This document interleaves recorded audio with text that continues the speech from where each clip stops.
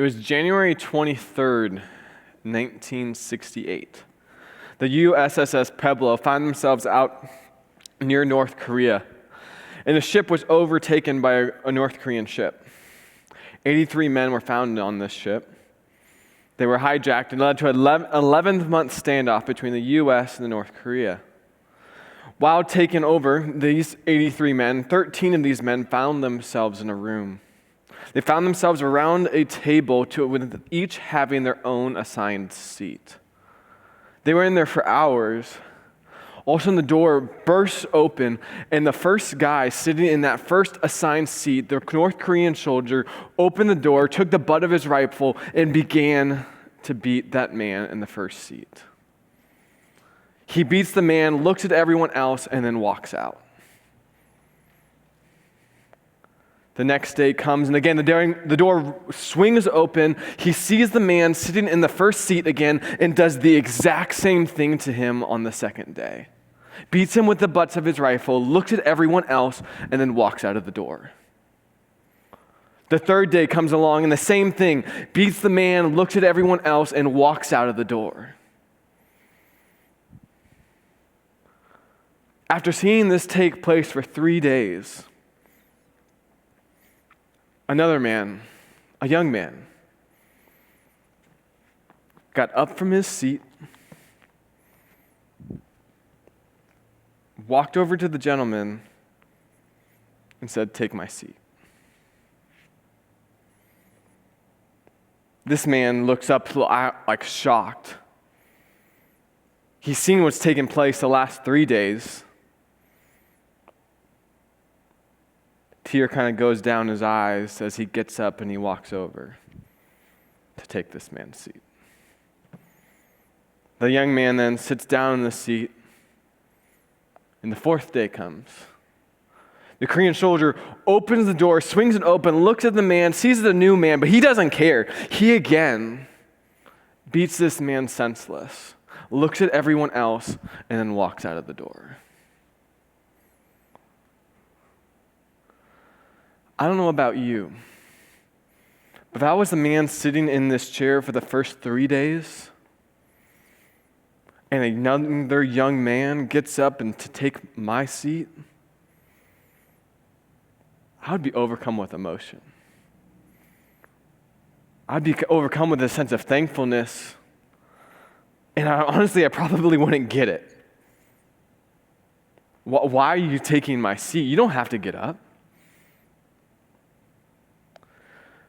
And for me, when I hear a story like this, I can't stop to think about the gospel. Because the reality is we're all this person sitting in this seat. We've all sinned and fallen short of the glory of God. We've all, in some way, deserved this form we deserve some form of punishment for what we have done. But yet, just like this young man, what Christ did, he looked down from heaven and said, "You know what? I'm going to go take your seat. I'm going to go take the suffering that you deserve." And this is the passage we're going to jump in today in Mark chapter 15. In Mark 15 and verses 16 through 20, we're going to read the story of the suffering that Jesus experienced. We're going to read about this today and how he ultimately took our place. But what I want us to be thinking about as we turn to this passage in Mark chapter 15, when I read this is what I want you to think about. I want you to think about what is the proper response to what Jesus experienced. What is our proper response in order for us to really incorporate, for us to take in what Jesus did for us, what he's experiencing here today? So what I'm going to do for us today is, as you're turning there, I'm going to read this passage once. I'm going to retell it, but I kind of want to set the stage here because here Jesus, within this last week, has experienced a lot. Within 7 days, he's gone to being praised at his triumphal entry into Jerusalem, to being anointed with oil, being prepared for his death, being deceived by one of his disciples. Within the last now 24 hours, he has had a meal with his disciples, been betrayed by his disciples, been brought in front of the Sanhedrin, been brought in front of Pilate, and now the same people that praised him chose a murderer and a thief over him. And now Jesus is sentenced by Pilate to go die. And not just any death, but death on a cross. And this is where we pick up. In Mark 15, verse 16, it said this. It said, the soldiers led him away into the palace. That's the governor's residence. And called the whole company together. They dressed him in a purple robe. They twisted a crown of thorns, and they put it on him. They began to salute him, saying, "Hail, King of the Jews!" They were hitting him on the head with a stick, and they were spitting on him. Getting down on their knees, they were paying homage to him, and they mocked him. They stripped him of his purple robe, and then they put his clothes on him. And then they let him out to crucify him. You see, here in the story, these soldiers, what they do is they take Jesus and they lead him. They drag him. And I don't know about your translation, but it says, in mine, the governor's residence. Maybe yours says like Praetorium, or it says this like Roman place, and it's in this, that this Roman Praetorium or the governor's residence, it's where the authorities were. But the Praetorium was most likely the courtyard of this place. It was the most public, the most centered, that basically people could see. And as they're dragging Jesus over to the center courtyard, they see what, in my translation, it says the whole company. Maybe yours says a Roman cohort or maybe a battalion. But basically what this is because this is the Roman governance, they had the prefects. They were guarding the prefects, the highest people. So they had the most elite soldiers there. And Roman cohorts were around 200 to 600 men. And regardless of how many were actually there that night, he calls all of them over. And here is now Jesus finding himself here, probably in the middle, absolutely surrounded by 200 to 600 men. Jesus was alone and yet surrounded. And then they came up with this idea. They dressed him in purple robes. Purple robes was meant for people of authority. It was meant for royalty. Kings would wear purple robes.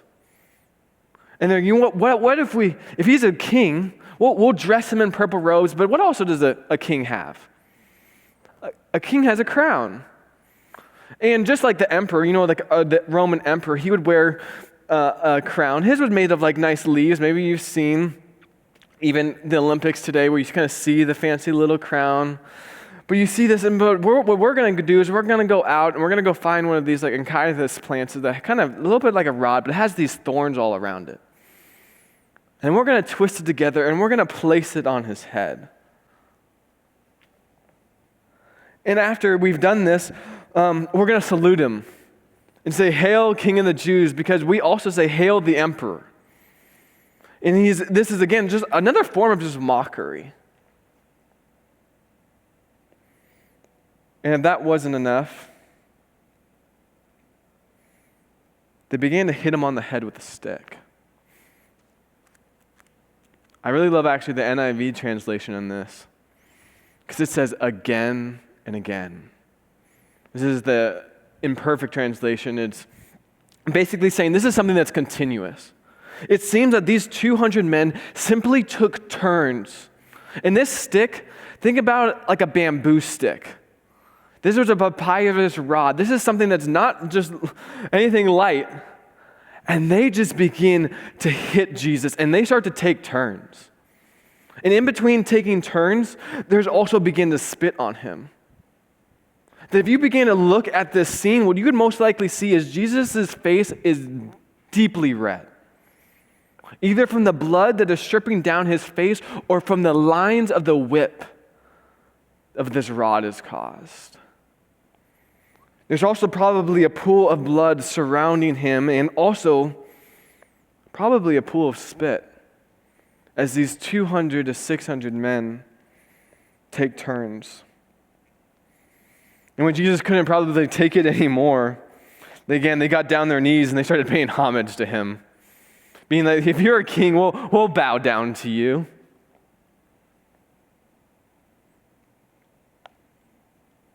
And after they mocked him, they stripped him of his purple robes, and they put his clothes on him. Here it is again. This is the second time, actually, that now they are stripping Jesus naked. Because here at the beginning in verse 17, what I forgot to say is, if they're dressing him in purple robes, it also means they had to strip him naked first. And stripping someone's naked was one of the most shameful things you could do to someone in that time, in that society. So again, now they're just continually trying to just show you're not worthy of all this. And they mock him and they strip him naked and they put his old clothes back on him. And they put those old clothes back on him, and then they take Jesus and drag him back out to be crucified. The most excruciating death that he could ever experience. So let me ask you again, what should our response to this be? What should our response be to what Jesus experienced?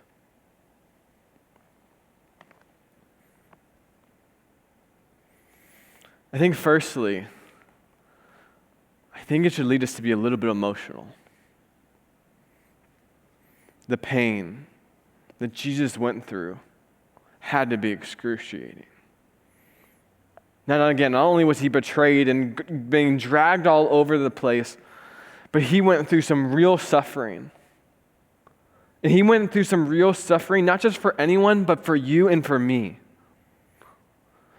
And this is where it kind of leads to the second thing. What I believe it should lead us to do is it should lead us to a reverent form of worship and thankfulness for what Jesus did on our behalf. Just like that young man who was sitting in that seat, he didn't have to get up and take that first seat of that soldier. He could have stayed over there and just stayed there. But just like that young man, Jesus looked down from heaven and he saw us sitting in that seat and says, guess what? You are worth it. You are worth the beatings. You are worth the sufferings. And I desire to take your place. It should lead us to want to follow after Jesus with everything that we have. That God, if you did this on my behalf, if you took this beating for me, God, I will follow you wherever you go. Whether you want to lead me to a small little church in the middle of nowhere, whether it's in the middle of your job current circumstances, or you have an unknown future that you're trying to grasp onto, wherever God is saying to lead you, whether it's talking to someone in a grocery store or on a plane, wherever you go, Lord, I want to go there. Because you paid it all for me, and it's the least I can do is follow after you. And this is what Mark is basically trying to show his disciples. This is what he's trying to get us to this point of, guess what? Jesus is worth all the worship and all the praise, and he is worthy for us to follow in his footsteps. Because in the first 8 chapters in the book of Mark, what he's trying to get his readers to understand is who Jesus is. He just wants him to grasp who the Messiah is. But then in chapters 8 through 10, he's trying to get the disciples and the readers to say, guess what? This is what it looks like to follow after Jesus. It means to pick up your own cross and follow him.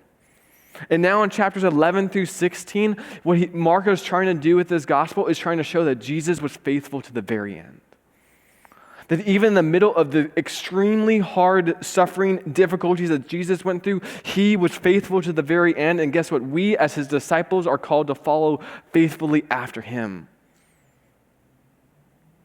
See, at this time when Mark is writing, most likely he's writing during the time of Nero. Nero is most likely the emperor. And Nero had this thing that he did where he would light Christians on fire and use them as light poles. And he's saying, guess what? Even right now, in the middle of your circumstances, even in the suffering that you are currently experiencing under Nero, guess what? Christ paid the suffering, and guess what? He is worthy of our worship. That even in the middle of your own sufferings right now, whether it's finals weeks, whether it's financial, whether it's difficulty in a relationship, whether it's Christmas time and the person that you've, is the first Christmas without someone or the 10th time without this person, and yet they still leaves this void in your life. What Mark is trying to get us to is, guess what? It is this, and is we have to worship our suffering Savior. That God, our Savior, is worthy of our worship in the middle of whatever circumstances you are going through right now. That we can live up a shout of praise to our God. That He is worthy of our worship. That we should worship our suffering King.